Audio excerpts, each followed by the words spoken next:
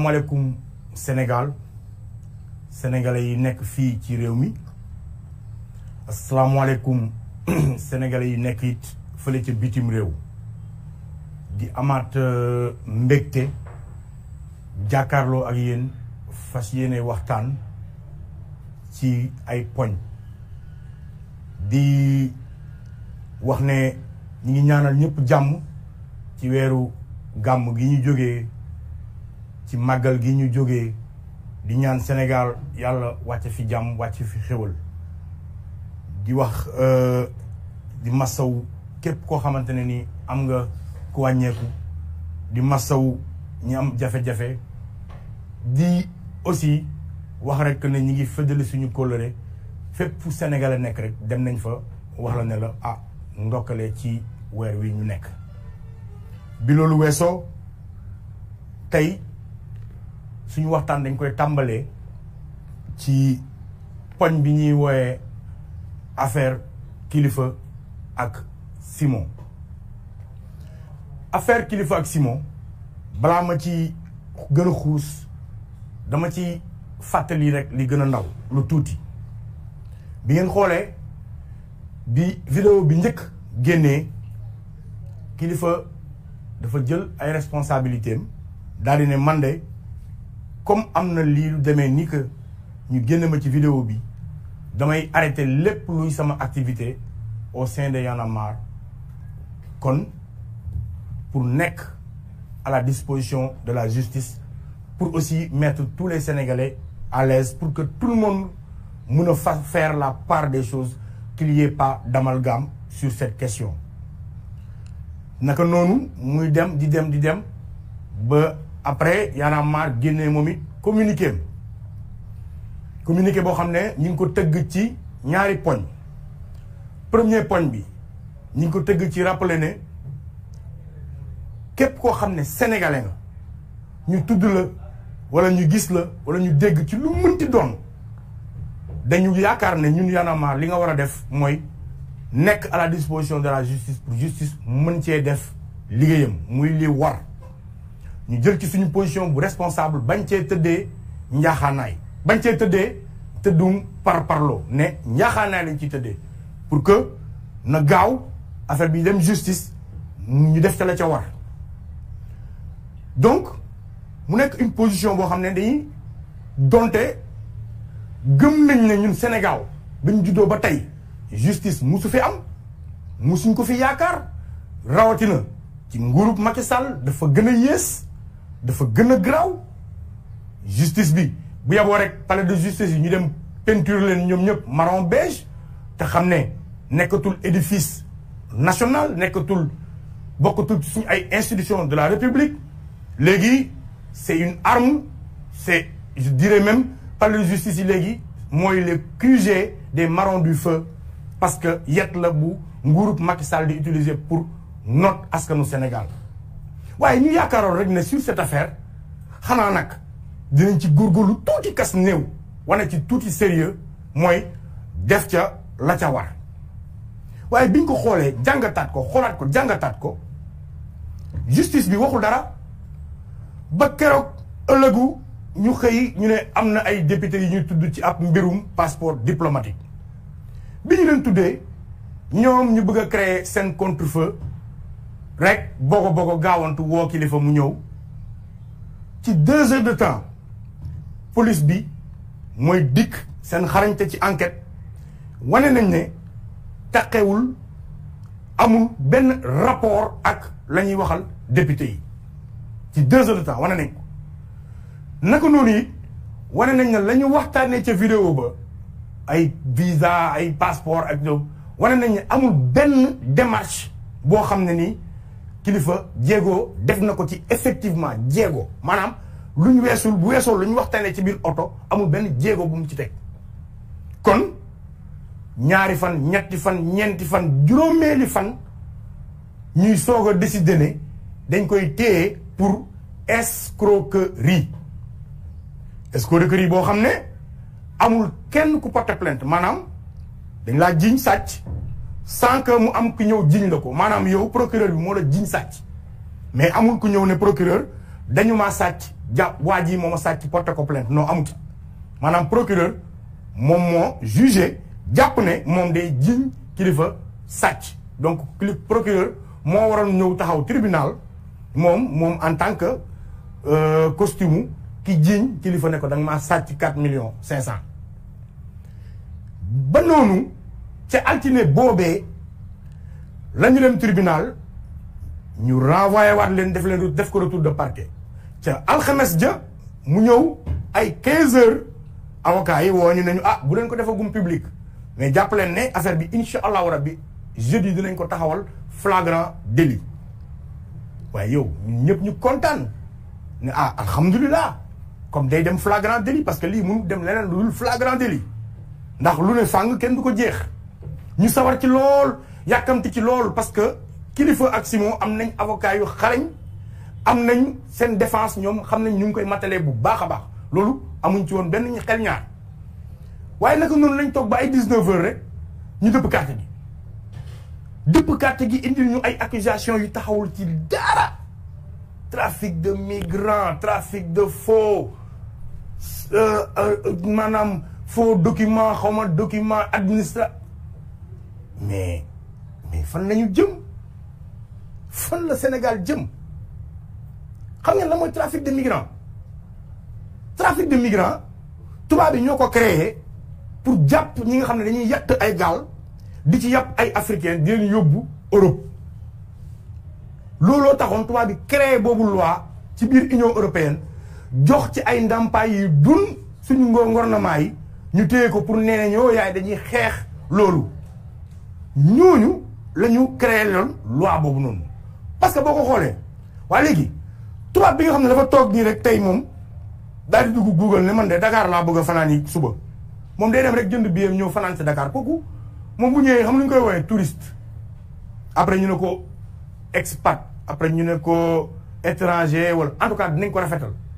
mais bu dee nit ku ñuul la moom migrant la moom clandestin la moom daal turu xar yëpp nit ku ñuul lañ ko tuddee turu rabu àll yëpp nit ku ñuul lañ koy tuddee suñu ñàkkum fayda dirigeants yi ñu non seulement ñu nangu ce terme là mais ils utilisent cette loi là qui a été créée pour encore humilier les Africains pour les remettre encore def leen ay individus de seconde zone pour defaat africains yi ay rabu àll ay buubu golo tubaab bi créé boobu loi imposé ko suñu ay dirigeants suñu dirigeants yi di ñu ko daanee ñun ci suñu réew te ñoom tubaab bi bañ daan ñëw di indi seen i gaal yatt ko jëlee ko Europe di dugg si ñoom loolu légaloon na ñoom bu leen neexee bu ñu ñëw ñoom loolu légal na ñoom duñ abbu visa duñ ñaan visa duñ ut visa d'ailleurs sax Macky Sall bi mu fi tegee visa tubaab bi dañoo kaas ne 50 € dafa cher wala 50 € daal ñoom tayal nañ koo def parce que papier yi dañoo bëri da ngay bind fii bindaat fee pour mën a ñëw ak yooyu Macky Sall dindi visa yi le jour 4 avril jour bi ñuy fête suñu indépendance mu dindi ko alors que ñun bu ñuy ut visa dañuy rang ci naaj bu tàng bi dañuy rangaloo kayit bi nañu certificat de décès sax dinañ la ko utloo nga fay sa xaalis te wóoru leen di nga am te ñoom quel que soit alpha tubaab bi su déposé woon visa amul benn tubaab buñ ciy refusé le visa am allah kulli xaal da koy am par force léegi ñoom ñu kaas loolu Macky Sall dindi ko mais Macky Sall moom nangu na ñu créé ko ay loi yu bëree bëri yu ñu jël tey di ko daanee askanu Sénégal am kon ñu jëm ci ne Kilifeu ak Simon yéen ay trafic de migrants ay faux documents de faux nangam ak nangam te ci biir l'enquête yi amul fenn fu wéeru ci loolu biñ leen di jëlee police di leen yóbbu mandat de dépôt sur la base de escroquerie lañ yóbbee Kilifeu kon dama bëgg sénégalais yi ngeen wax ma lii ci lan la tegu waaye ba tey ñu ngi patient ne ok comme demee na noonu naka la justice bi di réagir am nañ yaakaar xëy na juge bi buñ ko joxee dana ci indi saytu ak tontu bu responsable waaye lii gën a pire juge bi daf leen sax refuser demande de liberté provisoire te ku ne xam ne Kilifeu ak Simon fii lañ dëkk ci réew mi dawuñ puusuñ paasuñ musuñoo dem feneen mun nga leen bàyyi di toog seen kër mais excuse bi gën a ñàkk fayda bi juge bi joxe mooy trouble à l'ordre public mën naa am bu ñu leen a bàyyee mais man dama bëgg ngeen wax ma Sénégal kan lañu yàpp yow am na koo xamante ne nii ñu ngi ko jàpp mu ne moom yàqu nag ay xaalis bu dul jeex ñu may ko liberté provisoire mu ne moom sax maire la bëgg a doon kooku indi na lu gën a raw trouble à l'ordre public indi na lu gën a ñaaw trouble à l'ordre public parce que dafa ñaawal suñu justice dafa ñaawal suñu ay institution dafa nasaxal dafa ndëgg sërëxal lépp luy justice ci réew mi waaye moom mën na am liberté provisoire te du moom rek am na ñeneen ak ñeneen ñoo xamante ne nii buñ amee couleur marron beige ñoom lu leen neex mën nañ ko def ci réew mi buñ demandé liberté provisoire teg ko ci ay feebar yu tegul fenn teg ko ci ay fu caaxaan teg ko ci ay kenn xamul ñoom mun nañ leen koo may ñoom mun nañ leen nangul seen ay affaire waaye ku féetewul ci wàllu wale ñu indil la ci ay problème ba ci koo koy réewoon di Bougazelli li ci gën a garaaw ñu génneel ko moom vidéo ci saa si mu attaqué la gendarmerie nationale ba cité ay turu gendarme le lendemain gis ngeen ko ñu commencé l'enquête jaxase carte gi topp takk der yi di xool fan la vidéo boobu jógee waaye kilifa moom déposé na plainte depuis le 13 septembre la kilifa déposé woon plainte am barki démb lañ koy soog a oo déglu ko ci plainte bi mooy jour bi ñu ko refusé demande de liberté provisoire bi moom Simon ba tey amul benn suite kenn topp ci kenn yëgaatuñ fuñ ci ooyee keneen dégguñ ci feneen leneen lañ ca wax yéeyuñ ca yàbbiwuñ ca mu leer ñëpp ne liñ bëgg mooy nasaxal ko forme lañ doon def mais narut mujj fenn mais walaay dañ ne kon ñun ci ban réew la ñu nekk ci ban Sénégal la ñu nekk loolu lañ bëgg sénégalais yi ñu wax ñu ko bu ñu jógee ci loolu soo xoolee ni ñu gaawantoo bogo ko fexe kërëb mais depuis quand un député au Sénégal dañoo war a sulli wala yëkkati malaanu kiiraayam muy def une semaine kañ la yëkkati malaanu kiiraayu député daan def une semaine waa xanaa kon Khalifa Sall moom doon député waa xanaa kon Ousmane Sonko moom doon député wala kon boog assemblée dafa am député yoo xam ne ñoom ay député à part lañ wala ñoom ay député plus lañ ak ay député moins léegi réew mi dafa am député plus ak député moins ba ci communication bi ñoom dem nañ ba ne non commission ODAP warul wane waruñu wax la xew ca biir waxtaan wa ba tey nee nañ xëy na suba ñu ñëw ñu déglu leen entendre leen nguur gi kan lañ yàpp ñii kan lañu yàpp parce que dossier boobu noonu yuuxu dina jib fu ko kenn foogeewul ndax lu toll ne passeport diplomatique te encore une fois dama bëgg mu leer Kilifeu ak Simon bi ñu leen enquêté leeral nañ ko ci biir police bi ne amul fenn fu ñu taxee ci passeport diplomatique parce que passeport diplomatique dama bëgg ñu indi tuuti suñu xel Macky Sall moo koy signé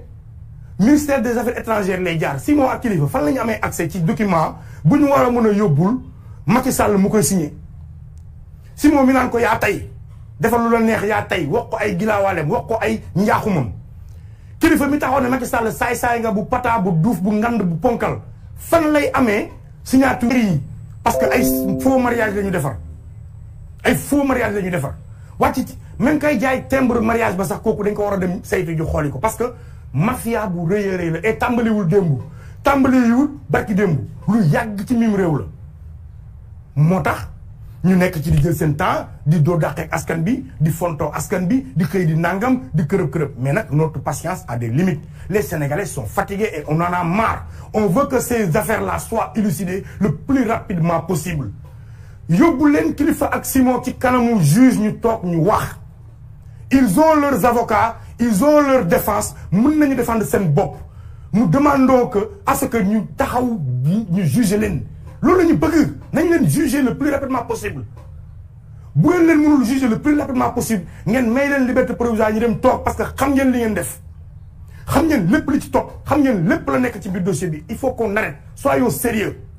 et que cette histoire des députés sénégalais yi leen di artu di leen waxal Macky Sall sénégalais yow la ñuy waxal yóbbu leen député yi ci yoon nit ñi xam nu mbir mi demee parce que sénégalais jaratul dara ci askanu Sénégal ci àdduna bi nekk sénégalais jaratul dara ci àdduna bi dara parce que institutions yi amatuñ fulla institutions yi amatuñu fayda respecté tuñu këyit respecté tuñu document mais dara ci réew mi Sandaga sax moo gën a organiser gouvernement au Sénégal mais mbëbës Mbëbës moo tane Assemblée nationale ci organisation. Vous pensez que ça c'est du sérieux? Chaque fois scandale au plus haut sommet de l'État du am suite du mujj fenn ay audit épingle nit ay Cour des comptes épingle nit mais yooyu yëpp dafay nax saay ay milliards au Sénégal waaye bu féetee ci koo xam ne ci opposition la nekk du fanaan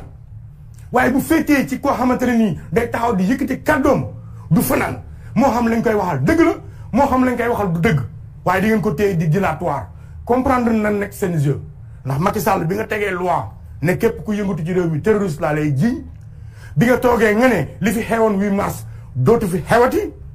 si nga teg sa loi si nga renforcer sa police si nga dàq ay cadre ci police bi indi ñeneen ña nga xamante ne ni mun nga leen utiliser comme ça ay foykaay ci nga nag ne xaaral ma def chasse boo xamante ne nii activiste parti de l'opposition blogueur facebooker liveur yow bàyyi woo sax kuy jaay caaf kuy jaay caaf sax laxasee ko kayit boo xam ne dañ ci bind non à Macky Sall pare nga pour jàpp koo kay ca noonu ne Macky Sall fii nga fi dajale 1000 milliards ne yow da ngay defar Covid bi coow lii Touba joxe Modou Ndiaye joxe Pata joxe ñu dajale ko nga ne non pour entreprise yi nangam ak nangam waaye yow Macky mars bi yaa fi dajaloo centre Abdou Diouf ne way jeunes yi xam naa leen dégg naa leen jox emploi naa leen nangam ak nangam yow joxe woo emploi yow Macky soo xoolaatee sa trajectoire tu es parti de rien ba tey li nga doon nga gis des Sénégalais yuy entreprendre partir de rien ba créer ay emploi lu toll ne des médias ak solo bi mu am ci mim réew lu toll ne des médias ak Macky boo xalaataatee yow 2011 le rôle que les médias ont joué pour que yow nga mën a egsi au pouvoir aujourd'hui le rôle que les activistes ont joué pour que yow nga mën a egsi au pouvoir aujourd'hui ñoo doon nekkandoo assemblée ak place de l'Obélisque ñoo fa doon nekkandoo 19 heures nga taal sa oto dem ànd ak sa délégation ñun ñoo fa doon toog bu police di dóor ñun la doon dóor su lacrymogène yi doon dal ñun ñoo koy noyyi ñun ñoo ko doon encaissé xam nga lu ñu amoon ci yow a guerrier ngeen waaye le que la lutte continue bu dul yéen du sotti de jàpp leen ci de bu leen bàyyi de dimbali leen ñu de téye leen de sama gars yi waaw musoo nooy lacrymogène musoo xam liif biñ la fi bëggee woon tey ci sëriñ si nga demoon di ñaanu pour ñu baal la moo tax xamoo li kaso di neer moo tax pour yow jàpp doomu aadama ku am njaboot na yow dugal ko ci kaso bi bàyyi ko foofu noonu muy taxawal parce que da nga bëgg yow dem ba say élection nga jàllale ko comme dans du beurre parce que leer na la yow Macky local yii enjeu bi mu am ñun sénégalais yi duñ la may dara waxuma la maire mais yow conseil municipal sax doo ko am ci gox yi conseiller municipal APR dëkk buñ ko fa fal dëkk boobu bu yeboo moo xam ne moo jël ndam bi ci Sénégal te région yi may waxal xam ngeen seen bopp région yi gën a torox Sénégal ñoo dàq faral parti au pouvoir Kaolack moo ci njëkk ñun waa Kaolack amuñ benn fula amuñu benn fayda suñ dëkk bi salte na xasaw na bëri na yoo kenn musuñoo fulaal te chaque jour parti au pouvoir la ñuy fal nañ seetaat suñ bopp ku mel ne Fatick da ngay fàtte sax ne région la booy romb da ngay defee ne ñaari kër la parti au pouvoir Kolda parti au pouvoir amul tali amul dara Tambacounda dara parti au pouvoir le Fouta dara parti au pouvoir Louga la fa Djily Mbaye defoon ba tey moo fa ne dara parti au pouvoir kon Macky yow bul yaakaar sax am benn conseil municipal ci municipalité yi di ñëw kon foofu moom bu yeboo rek nga dara sa xel kenn falul ku bokk wala ku jege APR les gens vont choisir les candidats indépendants et les autres candidats de l'opposition mais yow doo ci bokk kon bu dee looloo tax ngay plan di fexe noo jàppee activistes yi noo tëjee ñenn ñoo naqare ne tu perds ton temps parce que kenn du la fal fenn et les Sénégalais attention je vous mets face à vos responsabilités parce que Mahmoud Saleh wax na ko nee na yéen waa APR bi yeboo ngeen def tout pour ñu gagner local yi parce que suñ ko gagner mooy déterminer suñu 3e candidature mais Mahmoud Saleh nag moo ñàkk respecté Sénégalais yi Mahmoud Saleh yow ak liñ bokk xeex ko ci 23 juin yi Mahmoud Saleh yow mi doon toog foofu noonu di wax naan non le combat non nangam contre la 3e candidature Abdoulaye Wade yow yaay conseil Macky Sall pour 3e mandat Mahmoud Saleh yow nan nga mënee am mémoire aussi courte yow wér nga est-ce que yaa ngi xalaat est-ce que yéen am ngeen ay famille est-ce que vous pensez à demain est-ce que vous pensez à ce que l'histoire retiendra barki dem moo njaay la yàggul yow ci biir Abdoulaye Wade rek amul loo waxul bañ dàq Macky xanaa tey la neex nga àndaat ak moom vous ne conseillez pas à Macky Sall lu baax di ngeen ko wax dëgg di ko nax parce que Macky boo tàttee woon le poul génn ci bedd bi dox di nga xam ne yow munoo am foo falu billaay walaay sa koñ Mermoz doo fa falu mais sax boo ko bëggoon fu mu ne nii yow duñ la ko fal parce que les Sénégalais sont énervés dañu xiif dañu sonn jànguñu fajuwuñu mayoo ñu jàmm buntu xatal nga ñu le Sénégal est devenu un état policier on ne respire plus tu tues les entreprises ñaata jeunes ñooy liggéey des médias ñaata jeunes combien même bu dee 100 lañ 100 yooyu noonu ñaata nit indirectement la ñuy dundal nga bëgg ko liquider avec tout ce qu'ils ont apporté ci suñu démocratie. Pourquoi? Parce que au mois de mars ils ont été l'une des télés les plus remarquées qui jox la parole à l'opposition qui montrait les vraies images qui montrait les manifestations moo tax ngeen bëgg leen liquider waaye yow nekk ñi àndoon ak yow 2011 nag ñi la doon wane 2011 quand tu faisais tes trucs bañu ñu ngeen fay fisc. Au contraire nous sommes pour que les Sénégalais di fay ay fisc nous sommes d'accord pour que les entreprises di fay ay fisc loolu dañ ko war a saytu mais yow ci Covid bi yaa fi ne entreprise yenn yi dama leen di exonérer de taxes yaa ko fi wax bu weesoo loolu le même traitement bi nga defal des médias est-ce que moom nga defal yeneen maison de presse yi est-ce que moom nga defal yeneen maison de presse yi parce que si on se rappelle Sidy Lamine a perdu beaucoup de ses grands journalistes a perdu beaucoup de ses biens parce que lii la ko Abdoulaye Wade doon def Macky tu es en train de faire les mêmes pratiques Macky tu es en train de vraiment montrer li leer ci askanu Sénégal ak monde entier bi que ne tu es un dictateur démocratie ñor la mais doo liquider des médias encore une fois la question n'est pas centrale à Bougane entreprise bu ay ndaw yi Sénégal di liggéey la Macky Sall mënoo jox kenn liggéey amoo xam-xamu jox Sénégalais yi liggéey amoo da nga lajji politique de jeunesse da nga lajji politique de l'emploi da nga lajji mais s'il y a des Sénégalais yoo xam ne parti de rien on crée des trucs jël yeneen Sénégalais ñu fay liggéey du dundal seen njaboot boo ko mënul soutenir mais bu ko rey te au même moment ay Eiffage ay ñeneen entreprise française yaa ngi gën a ñëw man ci dama bëgg a comprendre comment se fait naka la fisc di doxee parce que les entreprises yi nga xamante ne bitim réew la ñu jógee suñu ñëwee Sénégal ni ñuy amee doole ni ñuy àndee ak doole ni ñuy bëree ci biir réew mi bu fekkee ne taxes yooyu nga leen di teg yi ngay teg sénégalais yi ñuy kule ñoom sénégalais yi seen entreprise yi di daanu sénégalais yi di bëgg a dee ah loolu jaaxal nañu war nañ ko saytu war nañ ko saytu Macky il faut une fois pour toutes wax ñu tu es le président de quel pays tu es le président de quel peuple bu fekkee président wu sénégalais yi nga kon eh bien ngir yàlla liggéeyal pour Sénégal liggéeyal pour Sénégal su dee président beneen réew nga ñu xam ne beneen réew ngay représenté bu dee gouverneur beneen réew wala chef de canton beneen réew nga wax ñu ko mais liggéeyal Sénégal fonkal sénégalais yi joxal sénégalais yi seen gëdd duñ ko nangu duñ ko setaan parce que des médias ñun ñoo ko moom c'est une télé c'est une radio c'est un groupe de presse bu ay sénégalais di liggéey bu ay sénégalais di tedd kon duñ setaan nga koy liquider mu amaat encore des milliers de sénégalais yuy demaat au chômage et des familles yi war a souffrir leneen li ma bëgg a waxtaan muy nga xamante ne lu am solo la contexte Covid bi ñu nekk naka la un sénégalais koo xam ne ni yow amoo benn fonction ci réew mi mu ne amee ay 25 milliards ak ay 19 appartements ak 19 maisons nguur Macky Sall garaaw na non Macky sa nguur garaaw na man mënu ma comprendre gré à gré luubal sàcc tappale tëj xoqatal moo tax ngay lido tout le temps yow Macky lido rek ngay def kañ ngay liggéey Macky kañ ngay liggéey lido ak tukki sa priorité mooy jënd avion tukki parce que tukki ak lido tukki lido kañ ngay liggéey ci réew mi xamoo suñu ay jafe-jafe dundoo ko les Sénégalais sont fatigués Sénégal képp koo xam ne sa gox fal ngeen fa maire APR l'histoire retiendra vous faites partie de ceux qui veulent valider indirectement que Macky Sall mi ngi liggéey ci Sénégal gi te ñun ñëpp xam nañ ne dara tous defu ko fi. Prenez vos responsabilités. Et là je m'adresse à la justice sénégalaise. Ce dilatoire bi dafa ëpp. Réglez-nous cette histoire de député. Les Sénégalais ont le droit de savoir la vérité. Ka ca taqee feeñ ca ka ca taqeewul ñu xam ne feeñu ca. Nous l'exigeons et très rapidement. Kilifeu ak Simon, soit vous leur donnez la liberté provisoire, soit vous les jugez. Yóbbu leen ngeen juger leen. Ñoom xam nañ ñoom armé wu nañ am nañ seen avocat pare nañ pour défendre seen bopp. Kon Sénégal li laa bëggoon ñu waxtaanee tey di wax ne que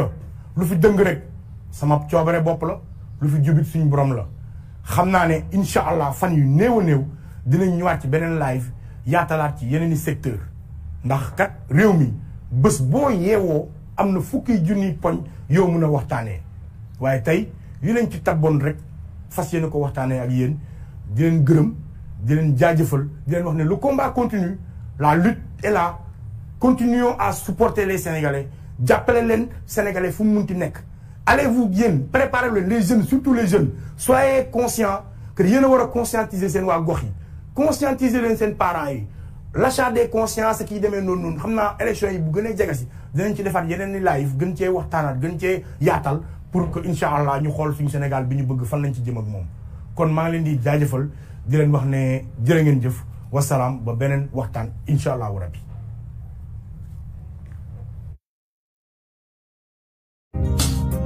yow sañ-sañu wax sa xalaat moo la fal moo la falaat weesu bopp sa bopp réew mi ñëpp a ko bokk sunu freedom duñu seetaan kenn di ko siif ñëpp a ko bokk yaanaama ci naxa saale bi bokk dokk ci mbooru dëgg ci ne sa aale bi yaanaama nanu dëpp dëgg askan wi doyal nañu nee nañu leneen lañu bëgg yaanaama mooy benn askan benn kàddu benn baat bu ñëpp di bambuwaat yaanaama bu ko jox si su pare li ngeen bëgg ci nag bi du leen ko fi su pare waaw nit ku xiif bu ragal lii sunu freedom duñu seetaan kenn di ko siifa képp ko mën di falu askan wi moo la yilif waaye jikko yi ñu fi jëlee yi fi saxaat kiif kiif yaana maar dañoo xoos dañoo mar bay niir lu ñuy xaar réew mi ni oto bi waaj a mbëkk mi doo nelaw guddi doo liggéey bëccëg ndax coupé yu metti doo lekk lu neex doo lekk lu doy facture yi di gën a sekki dëkk baa ngi tooy ba inondé